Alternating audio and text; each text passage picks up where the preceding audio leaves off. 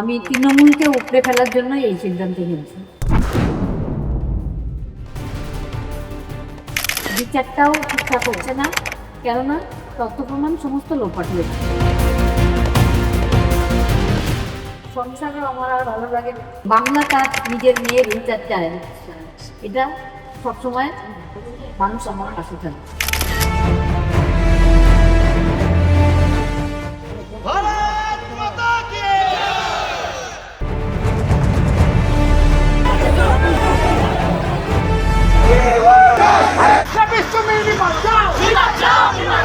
আমার মেয়ে আর আমার কাছে আসবে না। আমরা ন্যায় বিচার চাইছি, কিছুটা বিচার পেলে আমার মেয়েটার আত্মার শান্তি পাবে। আমরা এই মুহূর্তে যেখানে দাঁড়িয়ে আছি, আজ থেকে বছর দেড়েক আগে এই বাড়ির সন্তানকে কেন্দ্র করে উত্তাল হয়েছিল বঙ্গরাজনীতি।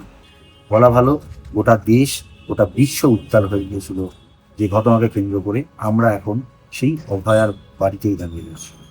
যেমনটা আপনারা প্রত্যেকেই জানেন, পানিহাটি কেন্দ্র থেকে নির্বাচনে অংশ নেওয়ার ইচ্ছা প্রকাশ করেছেন অভয়ার।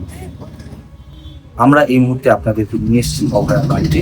আমরা কথা বলবো অভয়ার মা বাবার সঙ্গে, জানতে চাইবো কেন তাদের এই সিদ্ধান্ত। আপনি প্রতিমা আপনার কাছে যেটা জানতে চাইবো, এই যে এত বড় একটা সিদ্ধান্ত নিলেন, এই পিছনের কারণটা কোনো কারণ নেই, তৃণমূলকে উপড়ে ফেলার উদ্দেশ্য।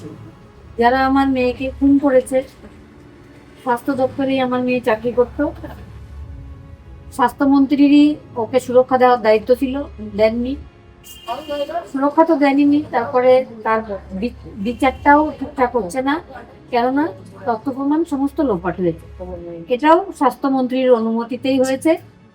সেই জন্য আমি তৃণমূলকে উপড়ে ফেলার জন্য এই সিদ্ধান্ত নিয়েছি।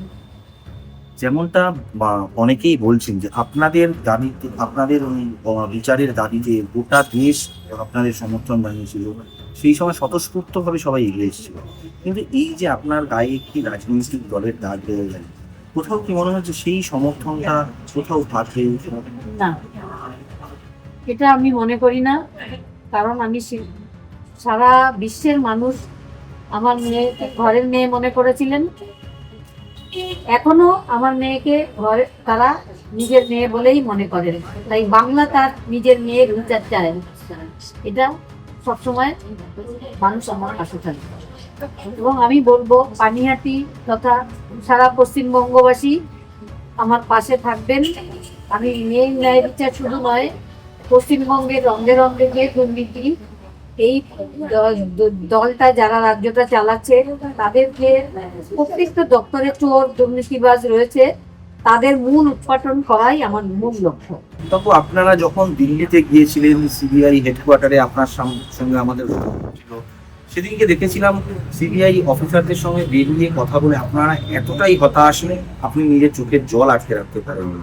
আপনি বারবার সিবিআই এর যে আইও তার দিকে আঙুল তুলেছেন, সিবিআই তদন্ত প্রক্রিয়া নিয়ে আঙুল তুলেছেন। ঠিক এই আবহকে কেন্দ্র করে কেউ কেউ বলছেন যে সিবিআই এবং তাদের অফিসারদের বিরুদ্ধে যে একটা অভিযোগ যে তারা কেন্দ্রের অঙ্গুলি হেলনে চলে, সেই কেন্দ্রীয় সরকারে যে দল আছে আপনারা সেই দলের প্রতিনিধিত্ব করছেন, বিষয়টা কোথাও ক্ল্যাশ করে যাচ্ছে না, কেন্দ্রের অঙ্গুর হিরোনে চলে এই কথাটা ঠিক আমি এখন আর মানতে পারছি না। কারণ আমি যে কাগজপত্র সিবিআই কাছ থেকে এখন পেয়েছি আমার কাছে, আমরা পরবর্তীকালে আদালত নিশ্চয়ই শেষ করে আদালতে সুযুক্ত পাচ্ছি না। তাহলে দেখবেন আমাদের যে আইও আছে, যিনি মানে তদন্তকারী অফিসার হয়ে পশ্চিমবঙ্গে আছেন, তিনি এসেই বিক্রি হয়ে যান এই ধুরন্ধর রাজ্য সরকারের কথা। তিনি বিক্রি হয়ে যান এবং কোনো তদন্তে টাকা সঠিকভাবে পান। আমি একটা কথা কখনো বলেছিলাম যে ওই দপ্তর কাজ করলে ঘুষ পায়, কাজ করলে বেতন পায়, কাজ না করলে ঘুষ পায়। এই সিবিআই দপ্তরটা হচ্ছে তাই। কারণ কোনো দপ্তর সরকারি কর্মচারী হলে সরকারের নিয়ন্ত্রণে কাজ করে বলে আমার মনে হয় না। কারণ সরকারের অধীনে থেকে কাজ করে না, তারা তাদের ইচ্ছা মতো তারা যা কিছু তাই করে এবং তদন্তগুলো শেষ কিছু হয়। একটা 10 বছর ধরে তপন দত্ত হত্যা মামলা 3 বছর পরে দেখি আজকে 9 বছর ধরে তদন্ত করেই যাচ্ছে। কি তদন্ত করছে? আমাদের মামলাটা প্রতিদিন স্ট্যাটাস দিতে দিতে নিচে লিখে দিচ্ছে ফার্দার ইনভেস্টিগেশন গোয়িং অন। তার মানেটা কি? তার মানে ব্যাপারটাকে ঝুলিয়ে রাখা ঠিক। আমরা তো বারবার আমাদের আদালতে একবার বলেছি আপনারা মামলা নিলে প্রশ্ন দিন, কারণ একদিন প্রত্যেক ধরতে ধরে আদালতে সময় নষ্ট করছি, আসলে সময় নষ্ট করছি, সরকারি টাকা নষ্ট হচ্ছে, সুতরাং আমরা প্রশ্ন দিই মা যদি কিছু আপনারা না থাকে। কিন্তু ওরা সেই এক বয়ান রিপোর্ট যখন দেবে তার তলায় লিখে দেবে ফার্দার ইনভেস্টিগেশন হয়নি। কি করছে তারা? আপনি যে কথাটা বললেন তাহলে তো বলতে হয় যে সিবিআই আধিকারিকরা ঠিক পথে এগোচ্ছে না বা তারা অযোগ্য। তাহলে যে প্রশ্নটা আসবে সামনে যে এই সিবিআই এ হচ্ছে কেন্দ্রীয় স্বরাষ্ট্র মন্ত্রকের অধীনে, যার মন্ত্রী অমিত শাহ। আপনারা যে দলের প্রতিনিধিত্ব করতে চলেছেন তিনি সেই দলের একজন অন্যতম হেভিওয়েট নেতা। তাহলে কেন যে অমিত শাহের অধীনে থাকা আধিকারিকরা অযোগ্য বলছেন আপনি, সেই দলের থেকে কি এক্সপেকটেশন রাখছেন? সেই দলের থেকে এক্সপেকটেশন থেকে বড় কথা যে আজকে পশ্চিমবঙ্গে বিরোধী দল তারা যারা ক্ষমতা দখল করার ক্ষমতা রাখবে সেটা ভারতীয় জনতা পার্টি। সেই কারণেই আমাদের যাতেই তৃণমূলকে উৎখাত করতে এগিয়ে যেতে আমাদের মনে করছে। তৃণমূলকে উৎখাত করলে পশ্চিমবঙ্গের যে দুরবস্থা অবস্থা অনেকটা পরিবর্তন হবে, এবং যে কেন্দ্রীয় সংস্থা তদন্ত করতে আসে রাজ্য সংস্থা তদন্ত করুক। আইন শৃঙ্খলা রাজ্যের প্রধান বিষয়, রাজ্যেই দেখা উচিত, রাজ্যেই দেখবে। আরেকটা যে বিষয় মানে উঠে আসছে সামনে সেটা হচ্ছে অনেকেই বলছেন যে এই অমিত শাহ, তার সঙ্গে আপনারা দিল্লিতে গিয়ে বারবার দেখা করতে চেয়েছেন, সময় দেন, কেন হঠাৎ সেই দলে যাওয়ার কথা ভাবলেন? এটা একটা প্রোটোকল, এখন আমরা সদস্য এটা একটা প্রোটোকলের মধ্যে করে ইন্টারনেট যখন আমাদের কাছে আসবে যেমন সবাইকে ভাবতে হবে। এটা একটা প্রোটোকলের মধ্যে আমরা এখন আটকে আছি, এই ব্যাপারে আমরা মন্তব্য করতে পারবো। কাকিমা, আপনার কাছে জানতে চাইবো যে আমরা যেটা দেখেছিলাম কয়েকদিন আগেই সিপিআইএম প্রার্থী পলতান দাশগুপ্ত আপনার বাড়িতে এসেছিলেন, আপনার সঙ্গে দেখা করে গিয়েছেন। পলতান স্পষ্ট বলেছে কাকিমার সঙ্গে আমার ব্যক্তিগত সম্পর্ক, তাদের আমি আজ পর্যন্ত কোনোদিন তাদের সঙ্গে আমার কি কথা হয়েছে আমি প্রকাশ্যে আনবো না। আমি ওনার সঙ্গে দেখা করতে গিয়েছিলাম, আশীর্বাদ নিতে গিয়েছিলাম। সেই পলতানের বিরুদ্ধে এবার আপনাকে হয়তো প্রচার করতে হবে, যাকে যে আপনাকে কাকিমা বলছেন, মায়ের মতন বলছেন, উল্টো দিক দিয়ে দেখতে গেলে সেও আপনার ছেলের মতো, আপনাকে হয়তো তার বিরুদ্ধেও কথা বলতে হবে। এই ব্যাপারটা কতটা চ্যালেঞ্জ? আমার মেয়ে যে প্রশ্নটা পেয়েছে সেই প্রশ্নটা আমি এর চ্যালেঞ্জ মতনই না। সেদিন সে ডিউটি গেছিল, সেদিনও সকালে আমি তাকে খাইয়ে দিয়েছিলাম।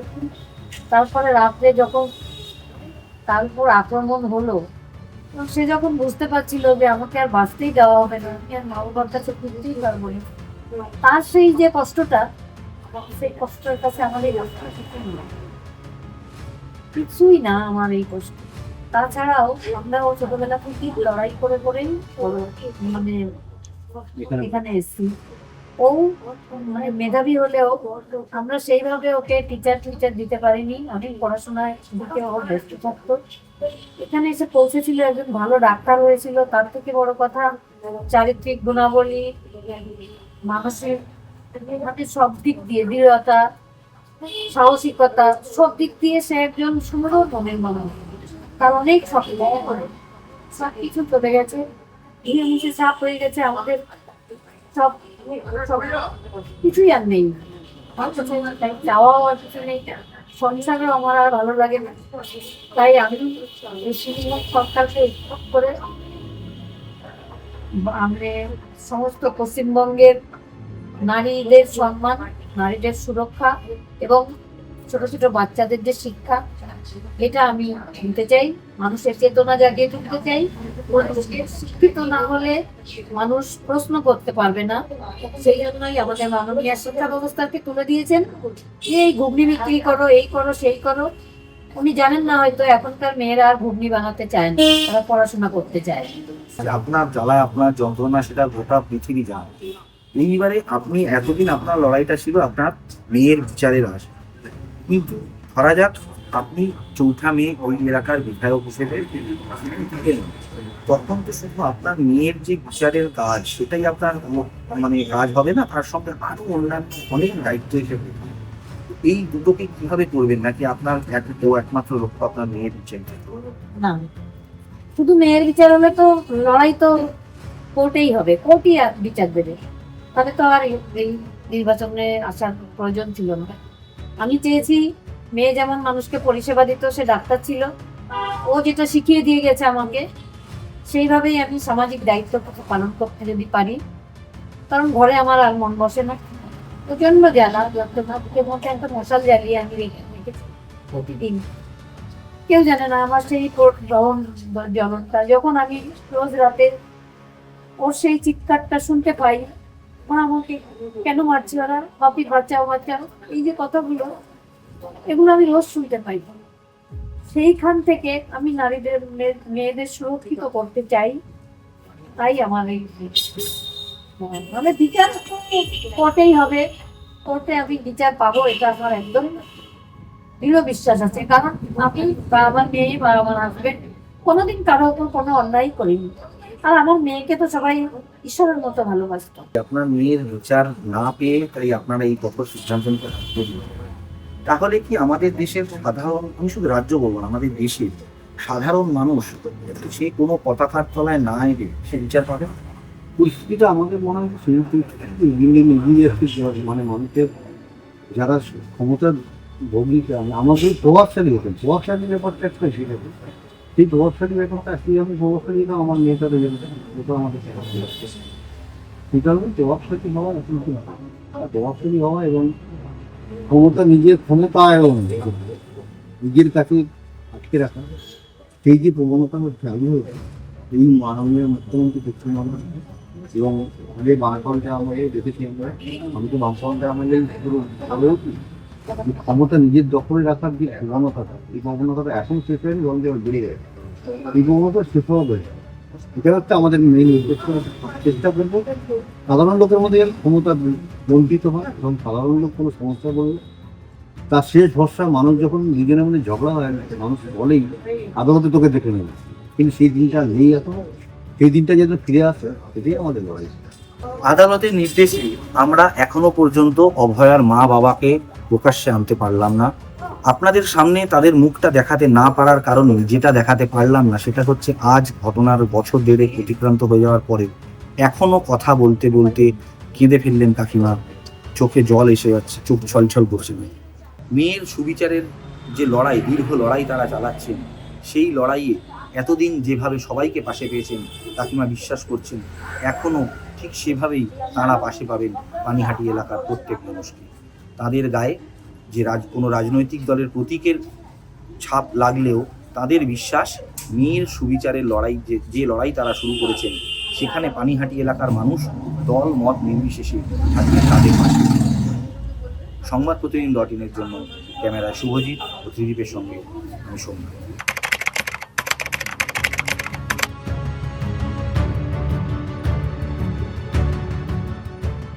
এবারে ভাই ভোটের লড়াই এই এখানেই দেখবো।